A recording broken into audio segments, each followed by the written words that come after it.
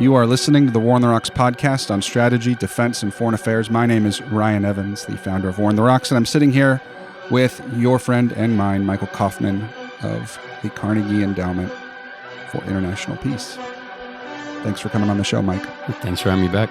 So let's start with Kharkiv. The Russians made a big play, a big push. What happened? So Kharkiv is an interesting story, and I think a more nuanced story than it's been credited thus far. I think the Russian offensive in Kharkiv was anticipated, but started a bit earlier than people may have thought it would have. At least there are some indications of that. At first, the Ukrainian lines weren't that well prepared or weren't as ready as they could have been, but Ukrainian forces recovered. Ukraine put reserves into the fight, and the front stabilized. The main Ukrainian defensive line wasn't at the front line anyway. It was further back. The Russian attack was primarily with two corps, and it largely consisted of dismounted infantry, so it wasn't really set up to achieve a major breakthrough or to exploit one. I'm sticking with my original viewpoint, which was that the point of Kharkiv for Russia was to create a buffer zone to threaten the city with artillery and to use it to both draw Ukrainian forces there and to fix them, essentially trying to fix their reserves.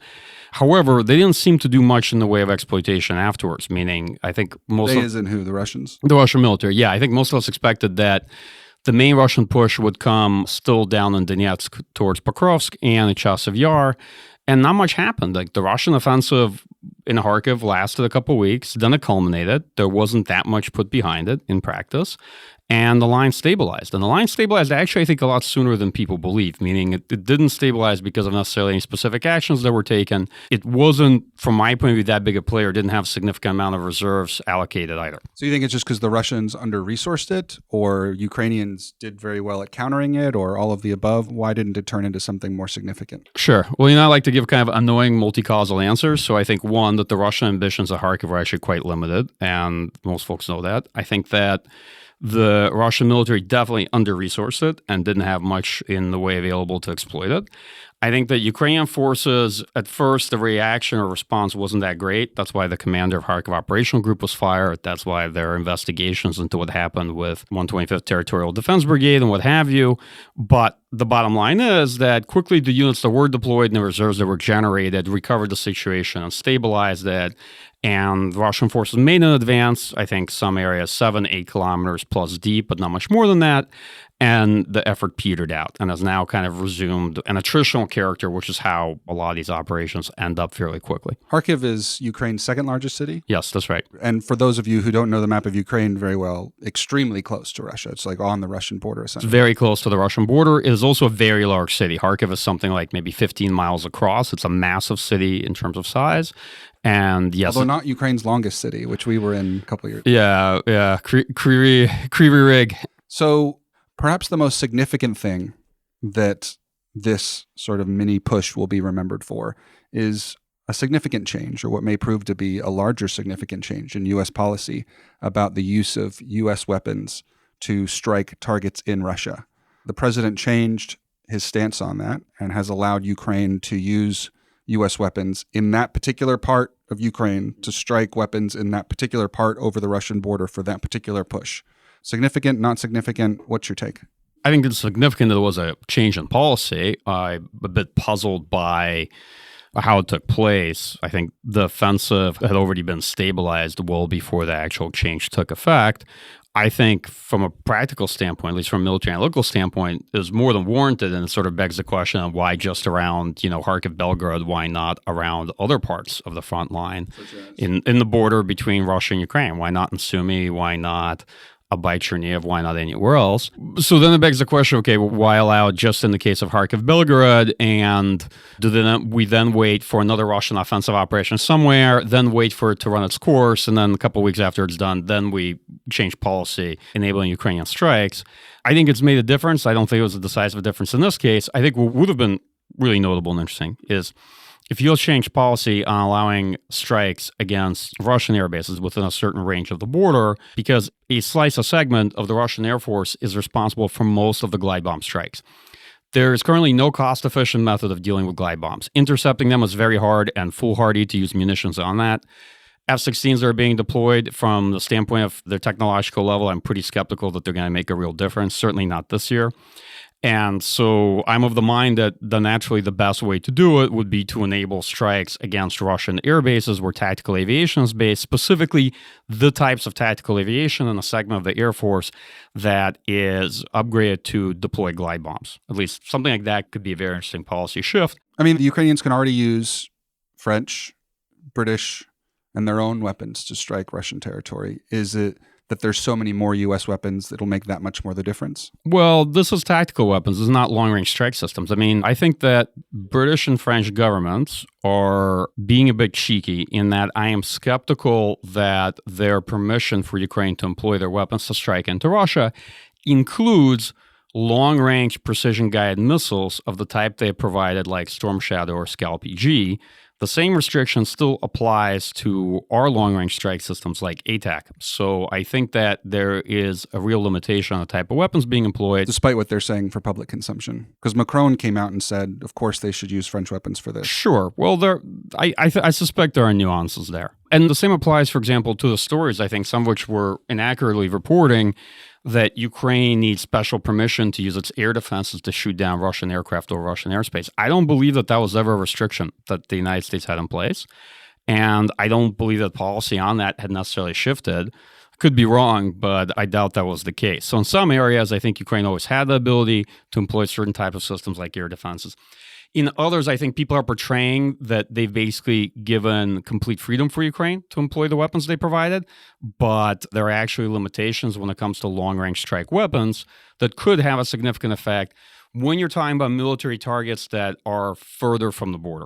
What's happening in some of the other theaters of conflict along the front? So I think Russian forces for a while had stalled out in Chasiv Yar and had recently reactivated, trying to push, and have been seen in the very eastern edges of the city. Russian military had also stalled out on the drive from Avdiivka, not exactly towards Pokrovsk, but east of it. And I suspect that there's going to be a significant push there. The big question, at least that I have, is the Russian offensive, however we conceive it, will just be a series of small-scale pushes yielding incremental gains, and that in practice, this is all they're going to attempt over the course of the summer to try to put themselves in a better position for the fall? Or is there going to be anything more significant than that? Because so far, I'm sure anybody looking at this will say this is quite underwhelming. Kharkiv petered out, although let me be clear on that too. I think there was too much media attention portraying the situation at Kharkiv as far more precarious than it really was from the very outset. When we published an article to this effect, is like this sort of narrative keeps swinging in one direction or the other like a pendulum. It's like it goes from Ukraine's about to launch this offensive and decimate the Russians, and then it doesn't work out. And it's like, oh, Ukraine's cities are about to start falling like dominoes. And right. And I would like to balance that by saying I think the threat was first grossly overstated, and the success to some extent has been too. Because stabilizing the front line at Kharkiv did come at a bit of a price. First, it pulled a lot of reserves. And second, it had to pull in units that could have been used to stand up new brigades that Ukraine needs in order to rotate the current units at the front line. So what's been happening in practice the last couple of months is you're essentially robbing force reconstitution in order to attain stabilization at the front line, right? And on the one hand, it's stabilized the front, but it'll take more and more time to actually regenerate Ukraine's combat strength because of that. So my own view is that we've probably passed or about to pass kind of the greatest period of vulnerability. Things were looking pretty bad in April, I would say, pretty grim, the trajectory we were on. For this year, you think we've passed the greatest period of vulnerability? Or? So my view is that I wouldn't start being cavalier about it. I think that it'll be clearest once we get into July.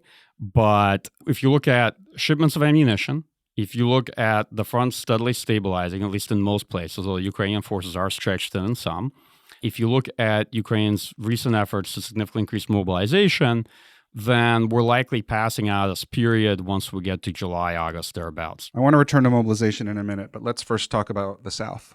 Sure. So, it's interesting that in Zaporizhia, Russian forces have maintained pressure, and they've tried to maintain pressure along a 1,200-kilometer front, but there hasn't been much change there or shift in the lines.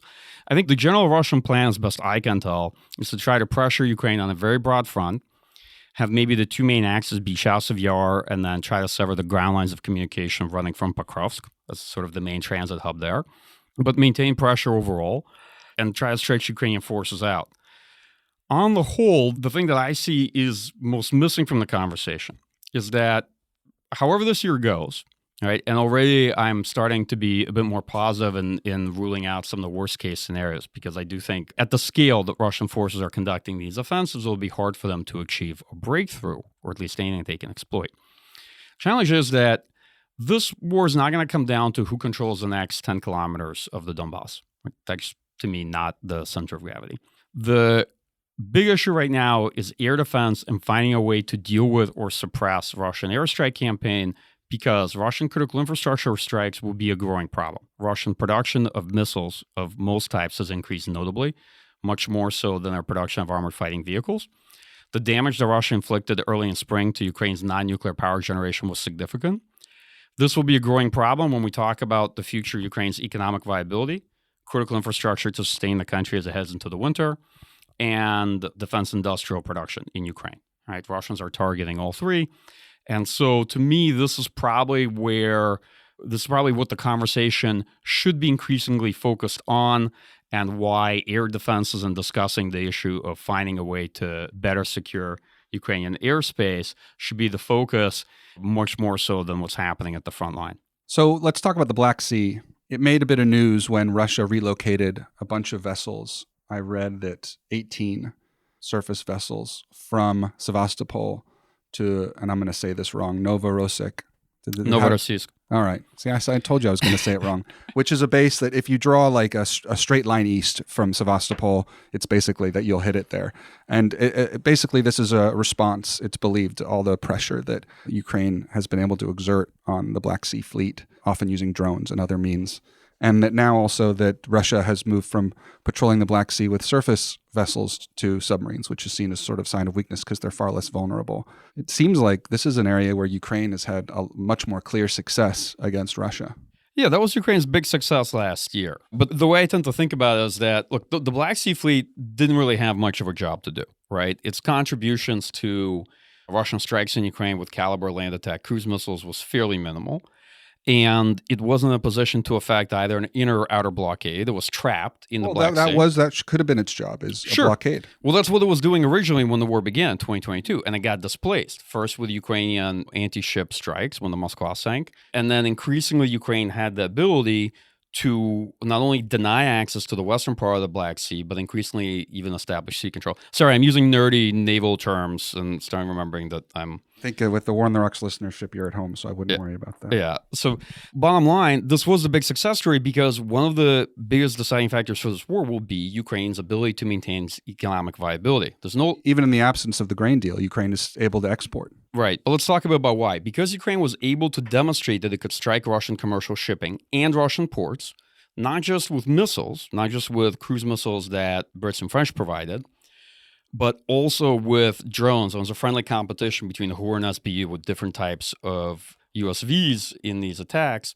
What I think happened in the Black Sea in practice is a degree of détente, where Russia could continue striking Ukraine's port infrastructure and it could attack commercial shipping in the Black Sea, has not done so.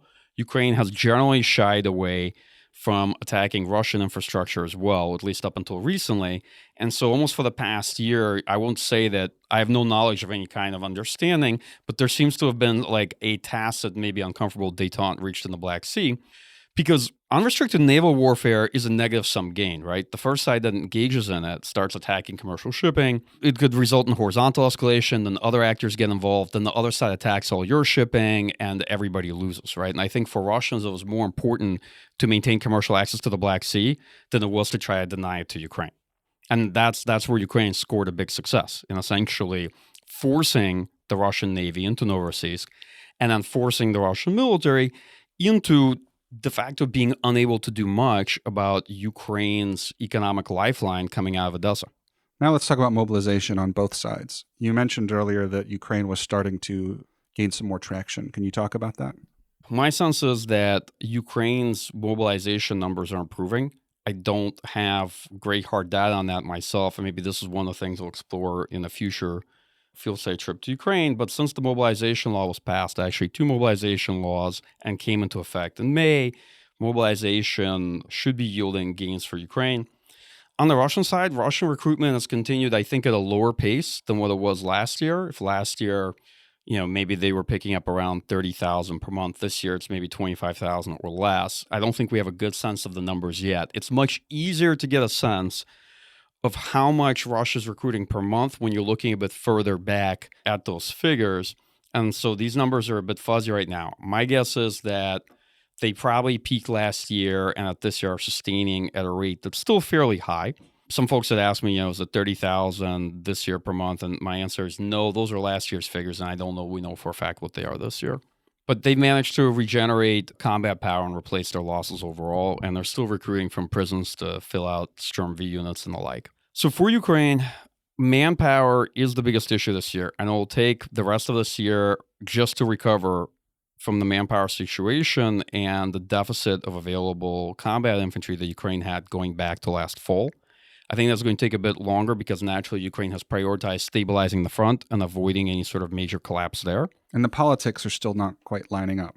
I mean, there's more mobilization happening, but Zelensky's not coming out. He's still not sticking his political capital on the issue. I know listeners are going to say, you're Ryan, you're a broken record on this. You talk about it every episode, but it's true. It remains true. There's the politics on this issue are just totally fucked. So what I will add is there's also a big challenge in the vision. So now we have a supplemental. Supplemental is about time. It's about the opportunity. And the question is the opportunity for what? What is the vision? If you want to mobilize people, if you want them to fight, they need to hear a vision and some kind of a plan, right? So you need to have something more inspirational than we're just going to hold and defend or retreat incrementally or what have you. So there's got to be a better vision than that. What are people actually going to fight for?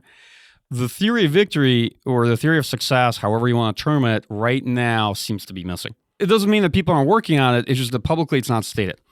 I don't think we can go back to refight the 2023 offensive. So the previous theory of victory of achieving war termination on favorable terms by gaining decisive leverage, and the leverage would have been attained by a breakthrough operation in the south to then hold Crimea at risk, which Russia was seen as valuing much more than anything else that it occupied in Ukraine. I see that's going to be pretty difficult to restore, or at least restore the conditions for it. Second, I am skeptical of the vision that if we just conduct strikes against Russian S-400s and other military infrastructure in Crimea, that's going to get us somewhere. I'm not saying that there's anything wrong with that campaign, but it'll do until a better theory of success gets here, but that by itself is not a theory of success. I think that we have transitioned, or at least transitioning from a war that had some decisive battles to what has been for a long time a war of attrition, and hopefully will not become a war of exhaustion. So I understand what you're saying, and I know I'm not arguing with you here because I know you'll actually agree, but you need to sell this to the population soon enough to where you can create a training pipeline and mobilization pipeline that will take at least 6 months to generate forces and go on the offensive. And the challenge is you need to balance between two imperatives. The first is, what does the Ukrainian military need right now to stabilize the front and regenerate combat power? It should be said, they have done better than I thought they would at stabilizing the front. I have to confess. I'm impressed at how they've been able to handle what was a pretty dire situation and slow the Russians down. The Russians are still making gains, but... Sure. If you remember when I came back from Ukraine back in March, I was discussing that things were trending negatively, but I actually didn't see this being all that dire. I was just discussing that we're on a precarious trajectory if the supplemental didn't get passed, if the mobilization issue didn't get addressed, if Ukraine didn't get on top of fortifications, and to be frank, did a better job with that than what they look like at Kharkiv, because there were problems across the board that the Kharkiv offensive revealed. It'll be really interesting to hear after whenever your next research trip is, your impressions on all three, but especially fortifications, which is one of those things that's especially hard to understand from a distance. Yeah, and some fortifications, are prepared by units, sometimes they're not prepared well, and others, the fortifications themselves were well built, but they were built in the wrong places. They were just built by folks that don't necessarily have a great understanding of how fortifications are set up and where. And that can also happen if you're trying to erect fortifications quickly and you contracted it out, somebody's digging it, and maybe the quality of the fortification is good, but the way they're arrayed isn't correct. Let's close out by talking about some work that's been published on the war that you've particularly enjoyed by some other researchers. So I thought Eric Charamello, my colleague at Carnegie, his piece on foreign affairs, thinking through long-term planning in Ukraine and our long-term commitments was quite good. I think that Rusi's had a spate of very good reports, and we'll have another one forthcoming talking about the current situation in Ukraine, looking and assessing Russian forces. That's been quite solid. I like some of the work done by open source researchers like Blackbird Group, for example, in Finland. I think that FOI had a good recent report assessing kind of the future and trajectory of military analysis. This is Swedish Defense Research Agency. As always, I try to keep up with as much as being put out in the field. And there's a great deal that I think in terms of works in progress that I get to see a review that folks haven't seen yet. And all I will say is that of the various research projects that I've gotten a chance to review or look at in the last 2 months, I'm pretty excited about what the summer holds in terms of things that are going to come out.